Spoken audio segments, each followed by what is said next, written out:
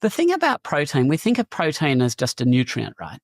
But we've got 20-odd amino acids. We've got essential amino acids that the body can't make. We've got non-essential ones. We've got conditionally essential ones that the body can only make enough of under certain circumstances. So it's not enough to talk about protein in just terms of a number like that, because what happens if you're having plant protein, which might be deficient in certain amino acids? Then no amount of protein is going to save you from that. If you're having a complete animal protein, then that's going to put you in a better position. So it's a bit academically disingenuous to say you need to have X grams of protein per kilogram body weight per day without having consideration for the source of the protein. And we know we have different scores for the bioavailability of protein. And essentially, we know that animal protein will have better scores for bioavailability than plant proteins. And that's a fact. So in terms of how much protein should you be having, so the studies they did, they working out how much protein is recommended with the dietary guidelines, they were based on college-aged males. And they were based on protein solely as a substrate for structure. Basically, remember I said that we can get an assessment if your body's breaking down protein or forming protein by looking at other metabolites in the body, in the blood and the urine. So they were looking at these metabolites and they found the minimum amount of protein at which it looked like, you were maintaining your level of muscle and bone. And that was something like 0.8 grams per kilogram per day. But that also overlooks the role of protein, the enzymatic role of protein. And proteins have a lot of other roles in the body besides just building stuff. It's pretty handy that they build stuff, but they're immune proteins, they're enzymes, so on and so forth. So a bunch of other important stuff. So it really looks like that recommendation in college-age males who probably absorb it far better than most other people. They may actually even have less requirements, say pregnant females, so on and so forth. Or, so there's a lot of reasons why that 0.8 is grossly, deficient. And I would probably suggest it's reasonable to at least double that as a minimum requirement for good health. So just because you've got something for, that can keep you alive, it doesn't mean that it's anywhere near optimal. And in actual fact, I would generally recommend, for my patients, I will generally recommend they have at least 2 grams of protein per kilogram of body weight per day, especially if they're trying to reverse osteoporosis. And, the calculations are quite easily done. So in general, animal food is about 25% protein. So if you've got a 400 gram steak, there's about 100 grams of protein in that steak. So we need to think about it as something that's more than just a homogeneous nutrient. It is very complex. And we also understand that when you get protein in the diet, you're not just getting protein. So if we look at meat, that's zinc, that's iron, that's taurine, that's carnitine, that's carnosine. There's all these other nutrients that you don't get from plant food. So protein should be considered just one mix. So we shouldn't consider meat to just be a protein source. We should consider meat to be a nutrient source, micronutrient, as well as a protein macronutrient. So in terms of fat, well, some fat can be toxic.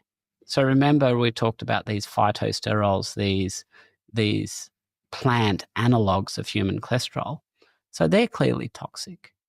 They're toxic to our cells and to our insulin sensitivity and so on and so forth. So if we were to include, vegetable oils as a source of fat in our total daily fat recommendation, you can see, well, that's completely counterproductive. So we do have some fats which are also considered to be essential. And here's the problem. So we've all heard of omega-3 fats, typically from fish oil, but you can get it from pastured meats as well. And we consider the omega-6 fats that are often found in seed oils to be toxic. And yet, omega-6 fats are every bit as essential in the diet as are omega-3 fats.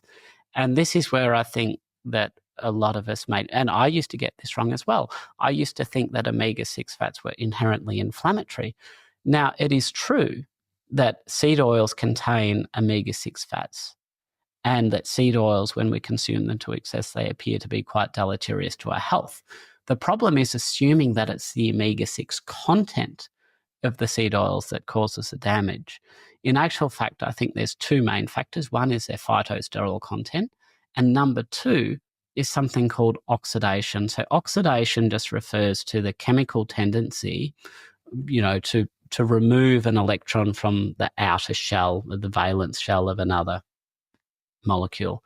And that's, if we think about it, that's basically what rusting is. If we have a piece of iron, we leave it outside, it rusts, it gets oxidized. So in terms of why seed oils, I believe, are deleterious, I don't think it's the omega-6 content per se.